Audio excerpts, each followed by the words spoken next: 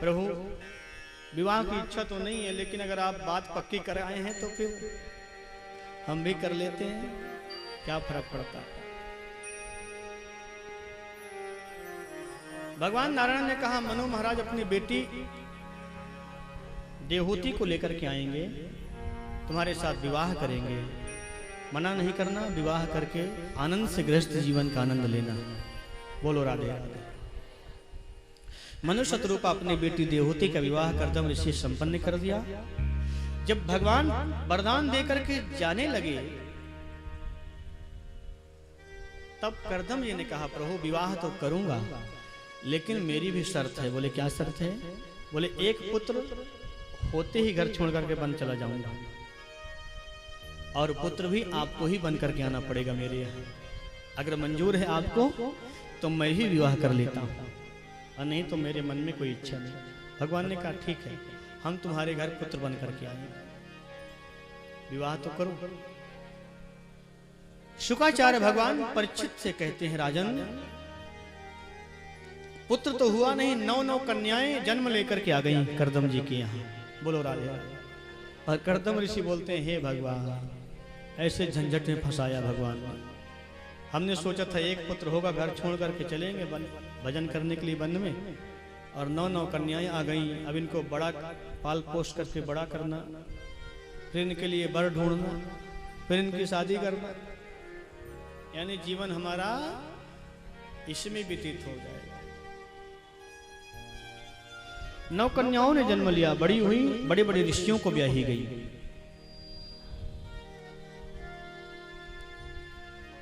और 10वीं संतान के रूप में भगवान नारायण कपिल के रूप में आए, माता देवहूति के गर्भ से जन्म लेकर के। बोलिए कपिल भगवान की जय। और भगवान कपिल ने जन्म लेकर के जब जाए तो कर्दम ऋषि ने दर्शन किया, परिक्रमा करके भगवान का, और सीधे वन को चले गए कर्दम ऋषि। जब कर्दम ऋषि वन को चले गए, तब माता अदिति ने, माता देवहूति ने भगवान कपिल को व्यास गद्दी पर आसीन करके पूजन किया, तिलक किया, चरण धोया और सुंदर सत्संग करना प्रारंभ किया। भागवत में ये कपिल देवहूति संवाद बड़ा अद्भुत संवाद है, इतना दिव्य संवाद है कपिल देवहूति संवाद। अगर इस प्रसंग को अगर कहने लगे तो 7 दिन यूं ही निकल जाएंगे।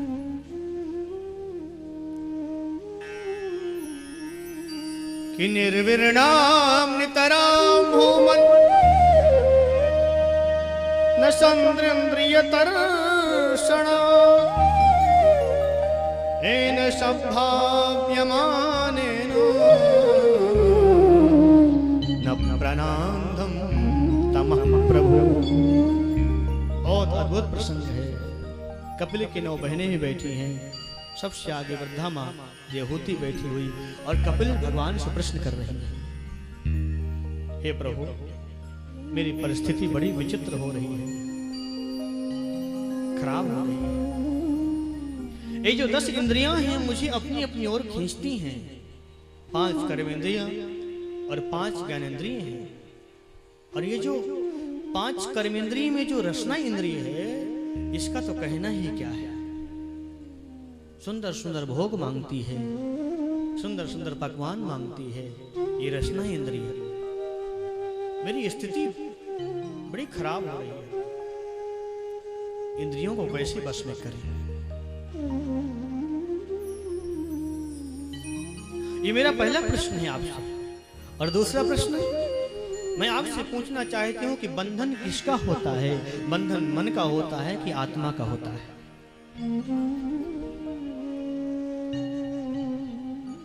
और मन को बस में करने का उपाय क्या है? माता देवहूति ने प्रश्न किया। भगवान कपिल ने देवहूति को सांख्य सिद्धांत का उपदेश किया और ये बताया, माता जहां तक बंधन की बात है तो बंधन मन का होता है, आत्मा का कभी नहीं होता। बोलो राधे राधे।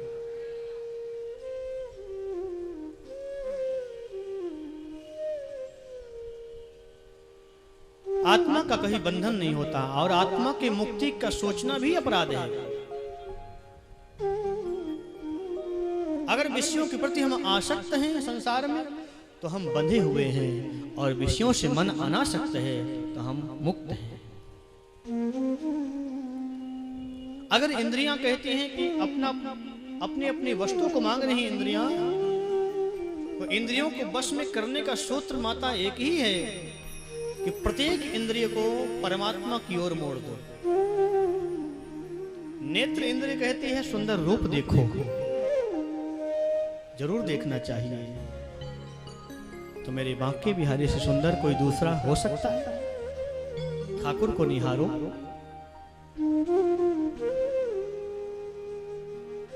नेत्र इंद्रियों को वो वस्तु तो मिली, लेकिन परमात्मा से संबंध जुड़ करके मिली, उससे स्थिति कभी बिगड़ नहीं सकती।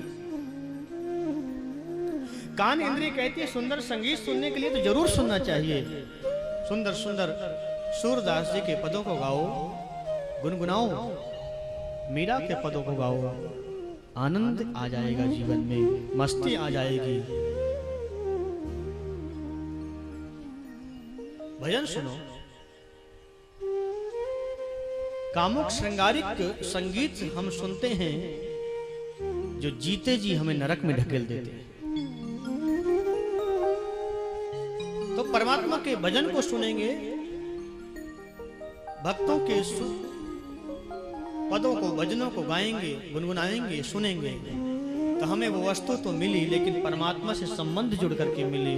उससे हमारी बुद्धि कभी खराब नहीं हो सकती, हमारा मन कभी आसक्त नहीं हो सकता। अगर जीवा कह रही है कि सुंदर सुंदर पकवान खाने खाओ, आग्रह करती है, तो 56 भोग बनाओ और ठाकुर जी का भोग लगाओ और फिर प्रसाद खाओ। बोलो राधे राधे।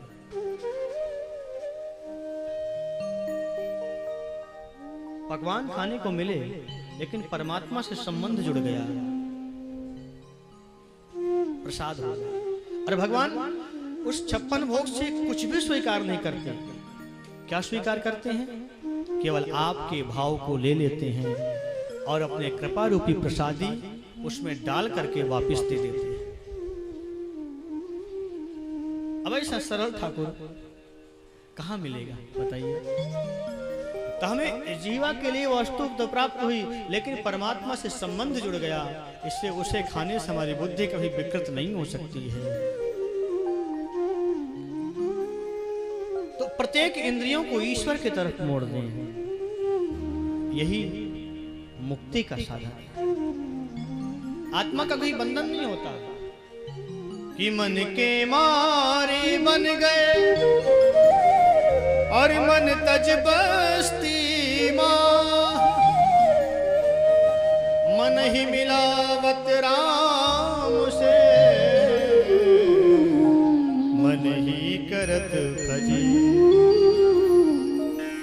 अरे मन की गति है अटपट, झटपट लखे न को, और जो मन की खटपट मिटे तो चटपट दर्शन हो। मन के हारे हार है और मन के जीत जीत, मन ही मिलावत राम से और मन ही करत भजे। मन ही परमात्मा से मिलाता है और मन ही हमारी फजीहत कराता है। तो मन से संसार से अलग रहे, विषयों से अलग रहे। विषयों में हमारा मन नहीं फंसेगा, भोगों में हमारा मन नहीं फंसेगा, तो हम संसार में परिवार में रह करके भी संसार से अलग रहेंगे। जैसे कमल जल में निवास करता है लेकिन हमेशा जल से भिन्न रहता है। भगवान कपिल ने माता देवहूति को सांख्य सिद्धांत का बहुत विधिवत ढंग से निरूपण करके बताया और बोले, माता जब भक्त अपनी चरम सीमा पर पहुंचता है तब उसकी अंतिम स्थिति आ जाती है। अंतिम स्थिति क्या आती है? अहम सर्वेषु भूतेषु भूतात्मा स्थिता सदा तमवज्ञाय मामर्त्या कुरुतेर्चा विडम्बना। जब भक्त अपनी अंतिम स्थिति पर पहुंचता है, भक्ति के चरम सीमा पर, तब उसको कण कण में परमात्मा दिखने लग जाता है, दर्शन देने लग जाता है। यही भक्ति का सूत्र है।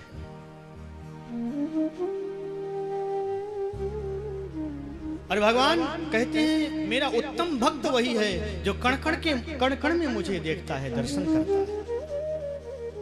उत्तम श्रेणी का भक्त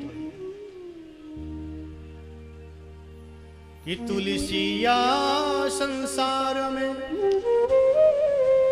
सबसे मिलिए धाम, ना जाने किस रूप में नारायण मिल जाए। हर व्यक्ति के अंदर ईश्वर का वास होता है।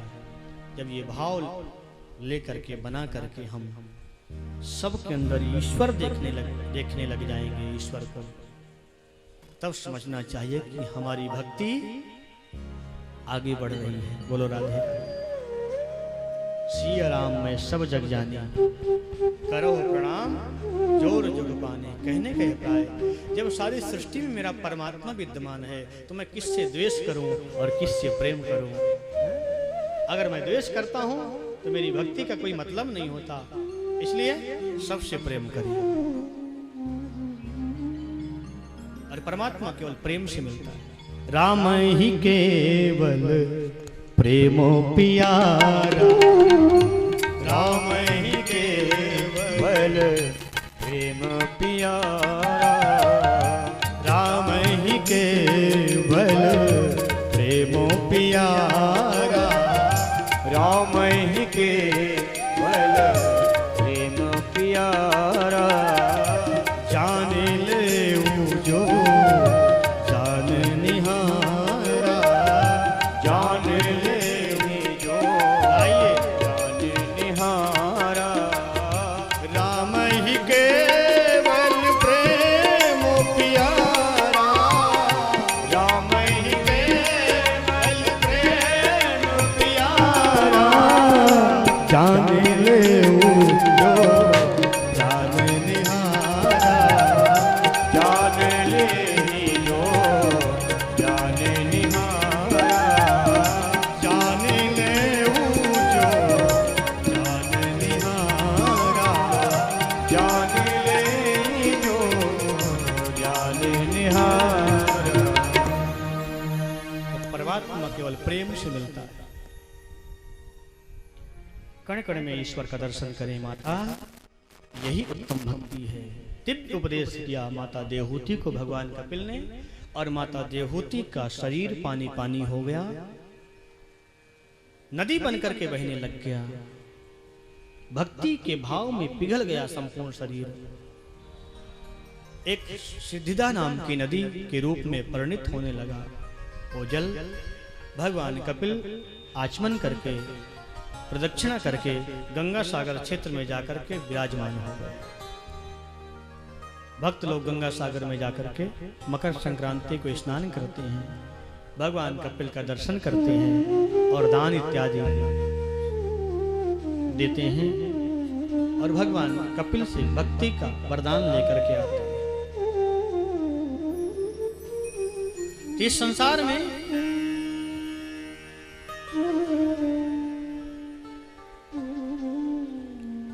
सब परमात्मा के बनाए हुए बंदे हैं, इंसान हैं, सब परमात्मा के रूप हैं।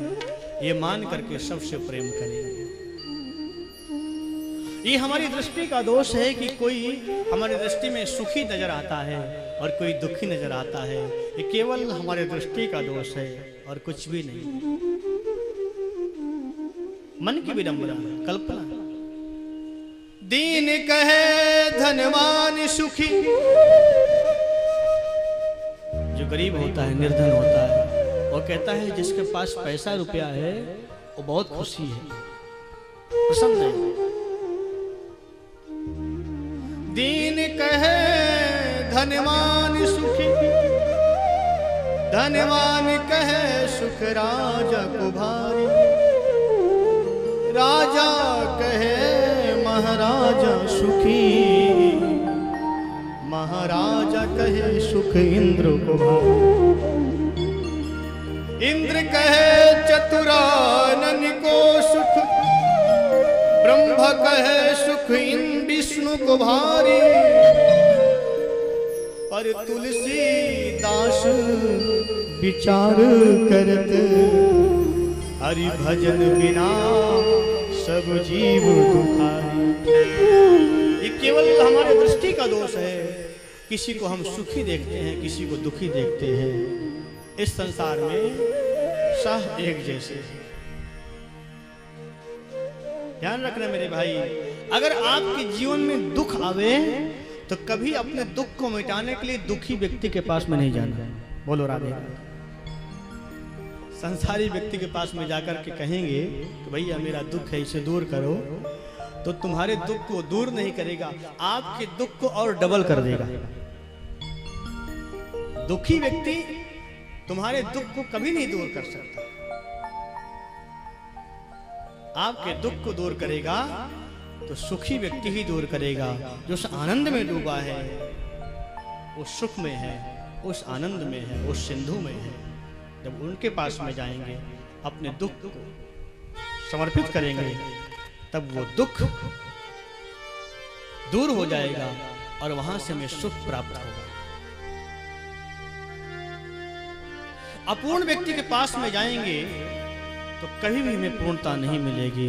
जब पूर्ण व्यक्ति से मिलेंगे हम, तब हमारे जीवन में भी पूर्णता आएगी।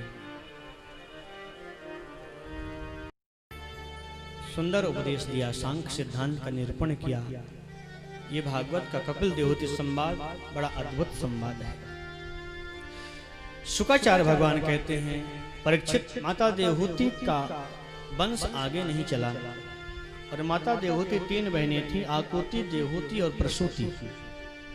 प्रसूति नाम की जो बहन है वो दक्ष नाम के प्रजापति से ब्याही गई और प्रसूति का विवाह प्रजापति के साथ में संपन्न हुआ। दक्ष प्रजापति की कन्या का नाम है सती और इन्हीं महारानी सती का विवाह भगवान शंकर से संपन्न हुआ था। बोलो राधे राधे।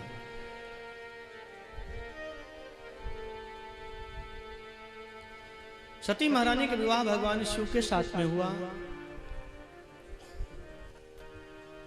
लेकिन दक्ष भगवान शिव से द्वेष करते हैं,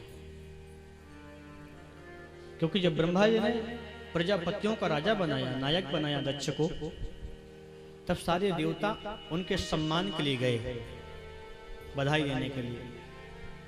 भगवान शिव, ब्रह्मा जी भी पहुंचे और भगवान शिव का स्वभाव क्या है, जहां भी बैठते तुरंत समाधिस्थ हो जाते। जब प्रजापतियों का नायक बनाया गया दक्ष को,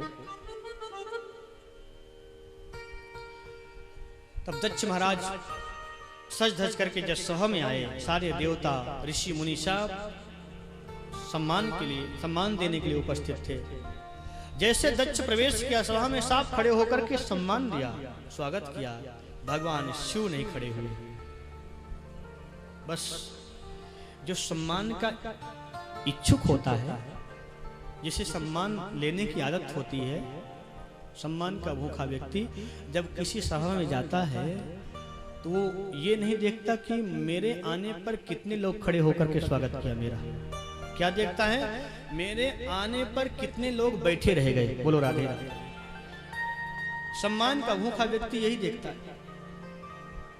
तुरंत भगवान शिव पर दृष्टि गई, बोले अच्छा, मेरा ही दामाद मेरे स्वागत में खड़ा नहीं हुआ, मेरा अपमान किया है। तभी से दक्ष भगवान शिव से द्वेष करना प्रारंभ किया और भगवान शिव को अपमानित करने के लिए हरिद्वार कनखल में दक्ष महाराज ने सुंदर यज्ञ महोत्सव को रचा। समस्त देवी देवताओं को बुलाया, भगवान शिव को नहीं बुलाया। ये देवी देवता सज धज करके, सुंदर श्रृंगार करके, अपने अपने विमानों पर बैठ करके कैलाश के ऊपर से जा रहे थे। माता सती ने देखा, सब मेरे पिता के घर जा रहे हैं उत्सव में, मुझे भी जाना चाहिए। भगवान शिव के सामने जाकर के आग्रह किया, भगवान शिव ने मना किया, देवी जहां से निमंत्रण ना आवे, बुलावा ना आवे, वहां जाना नहीं चाहिए।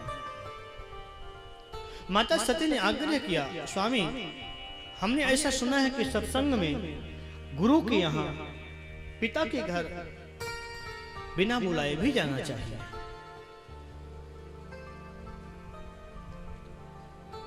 भगवान शिव ने कहा, देवी ठीक है, लेकिन जहां पर जानबूझ करके न बुलाया जाए वहां जाने से कुछ अनर्थ हो जाता, मत जाओ। माता सती ने आग्रह किया, नहीं स्वामी मुझे जाना चाहिए मेरे पिता के घर में। सती ने सोचा कि भगवान शिव ने मेरा परित्याग कर दिया है जब से मैंने सीता का रूप धारण किया है, और पति से त्यक्त जीवन जीने में मुझे बहुत दिन हो गए, कष्ट सहन करते करते। पिता के घर जाऊंगी, पिताजी मिलेंगे, माँ मिलेगी, बहनें मिलेंगी, थोड़ी देर के लिए मेरा दुख दूर हो जाएगा, सुख मिलेगा। आग्रह किया सती महारानी ने, भगवान शिव ने मना किया, नहीं मानी। तब भगवान शिव ने सती की समस्त सामग्री साथ में लेकर के 2 गणों के साथ में भेज दिया। भगवान शिव को मालूम था कि सती जाएगी तो वापस नहीं आएगी, इसलिए भगवान शिव जानबूझ करके सती की कोई भी वस्तु, कोई भी सामग्री अपने पास में नहीं रखा। अगर कोई भी वस्तु मेरे पास में रहेगी तो मुझे सती की याद आएगी। सब कुछ साथ में भेज दिया। और सती महारानी जब गई पिता के भवन में, तब किसी ने भी स्वागत नहीं किया सती का। जब सती जाया करती थी पिता माता पिता से मिलने के लिए, तो लोग रास्ते पर खड़े होकर के स्वागत करते थे। दास दासियां दौड़ करके सामान थैला छीन लेती थी हाथ से। और आज जब सती पिता के भवन में गई, तब कोई भी बात नहीं किया। सती का हृदय फटा जा रहा है, ये क्या दृश्य देख रही हूं मैं। जब मैं आती थी सब स्वागत के लिए खड़े हो जाते थे, क्या किसी को मालूम नहीं? और अपने आप से सोचती हैं, इन लोगों को क्या हो गया, आज कोई बात नहीं करता, कोई बोलता नहीं, कोई देखता नहीं, किसी की तरफ से कोई शब्द नहीं निकला। तब अंत में मां ने सती को हृदय से लगाया और थोड़ा दुलार किया, बेटा तो सबको छोड़ तुम मेरी तरफ देख, तेरा दुख हल्का हो जाएगा। ये संसार सब स्वार्थी है, जहां स्वार्थ होता है वहीं जाते हैं, वहीं मिलते हैं, वहीं प्रेम करते हैं। जब माँ थोड़ा मिली, गले से लगाया सती को, तब थोड़ा दुख हल्का हुआ। चलो, गोस्वामी तुलसीदास जी कहते हैं, यहां पर सती की माँ ने मातृत्व की रक्षा कर लिया। अगर माँ हृदय से नहीं लगाती तो लोग यही कहते, ऐसी कौन सी माँ है जो अपनी संतान को भूल जाए। कुछ दपि कुमाता न भवती कुपुत्रो जाए। पुत्र अपनी माँ को भूल सकता है, लेकिन माँ, पुत्र अगर नालायक भी हो जाए, दुष्ट भी हो जाए, हत्यारा भी हो जाए, तो ही माँ कभी अपने पुत्र को नहीं भूलती, अपनी संतान को नहीं भूलती। तो माता सती को माँ ने हृदय से लगाया, थोड़ी शांति मिली। फिर यज्ञ महोत्सव में देखने के लिए गई, चलूं देखूं कैसा यज्ञ हो रहा है। और जब सती उत्सव में गई, जाकर के देखा यज्ञ में, तब कहीं भी भगवान शिव का स्थान नजर नहीं आया। माता सती को तब क्रोध का ठिकाना नहीं रहा और ऋषियों को जोर जोर से फटकारने लग गई। अरे ऋषियों, ऐसा कौन सा यज्ञ है जिस यज्ञ में भगवान शिव का स्थान ना हो? वो यज्ञ कभी संपन्न नहीं हो सकता। भगवान शिव समस्त आत्मा के कल्याण की प्रतीक है। जिस यज्ञ में भगवान शिव का स्थान नहीं, वो यज्ञ कभी संपन्न नहीं हो सकता। यज्ञ में जब तक 3 महापुरुष का आगमन नहीं होता, ब्रह्मा विष्णु महेश, तब तक यज्ञ कभी संपन्न नहीं होता है। क्योंकि ब्रह्मा जी विधि के विधान के देवता हैं और भगवान विष्णु चिति आत्मा के प्रतीक हैं, समष्टि आत्मा के प्रतीक। और भगवान शिव कल्याण के प्रतीक हैं। शिवम कल्याणम ददाति इति शंकर। कल्याण की भावना के प्रतीक हैं भगवान शिव और भगवान विष्णु चित्त आत्मा के प्रतीक हैं और पितामह ब्रह्मा विधि विधान के प्रतीक हैं। जिस यज्ञ में विधि विधान नहीं, जिस यज्ञ में संपूर्ण आत्मा के कल्याण की भावना ना हो, जिस यज्ञ में संपूर्ण व्यक्ति के उत्थान की कामना ना हो, भावना ना हो, वो यज्ञ कैसे सफल हो सकता है? वो यज्ञ तो हो सकता है, यज्ञ का नाटक हो सकता है, लेकिन उस यज्ञ से कभी समाज में कोई कल्याण नहीं हो सकता है। माता सती जोर जोर से उन ऋषियों को फटकारने लग गई, देवताओं को फटकारने लग गई। अरे ऋषियों, मेरे पिता की बुद्धि बिगड़ गई थी अभिमान में आकर के, तो कम से कम तुमको तो समझाना चाहिए कि भगवान शिव के बिना कोई यज्ञ संपन्न नहीं होता। तुमने भी मेरे पिता का समर्थन कर दिया। सबको दंडित देने लगे। क्रोध में आकर के सती का शरीर लाल लाल हो गया। ऐसा लगता है जैसे क्रोध स्वयं शरीर धारण करके गरज रहा हो। बोलती गई, बोलती गई, बोलती गई, बोलती गई, बोलती गई और क्रोध में योगाग्नि से अग्नि प्रकट किया माता सती ने और मन में सोचने लग गई, शिव से द्रोह करने वाले शरीर के शुक्र से उत्पन्न जो मेरा शरीर है, अब ये शिव के सेवा में जाने योग्य नहीं है। संकल्प कर लिया कि शरीर को भस्म करना। शरीर को भस्म करते समय सती ने एक बहुत सुंदर काम किया। बोलो राधे राधे। श्री हरि के चरणों में निवेदन किया, हे प्रभु, अब ये शरीर भगवान शिव के चरणों में जाने के काबिल तो नहीं है, लेकिन मैं आपसे एक ही निवेदन करती हूं कि जब भी मुझे जन्म मिले, कहीं भी मिले, तो मुझे हमेशा भगवान शिव ही मुझे पति रूप में मिले। सिवाय शिव के मैं दूसरा कोई रूप नहीं चाह सकती। पुनः मुझे सेवा मिले तो भगवान शिव की ही मिले। और ऐसा कहती हुई सती ने उस योगाग्नि से अग्नि को प्रकट करके और अपने आप को अग्नि के ऊपर स्वाहा कर दिया, भस्म कर दिया शरीर को। तब अगला जन्म हिमाचल नरेश के यहाँ पार्वती के रूप में मिला माता सती। बोलो राधे। क्यों मिला? क्योंकि अगर ये स्तुति नहीं गाई होती, भगवान श्री हरि के चरणों में निवेदन नहीं किया होता, तो शायद पार्वती के रूप में इन्हें जन्म नहीं मिलता। और शास्त्रों में ऐसा लिखा है, अंत समय अगर परमात्मा का नाम निकल जाए तो कल्याण ही करता है। सती मरत हरिशन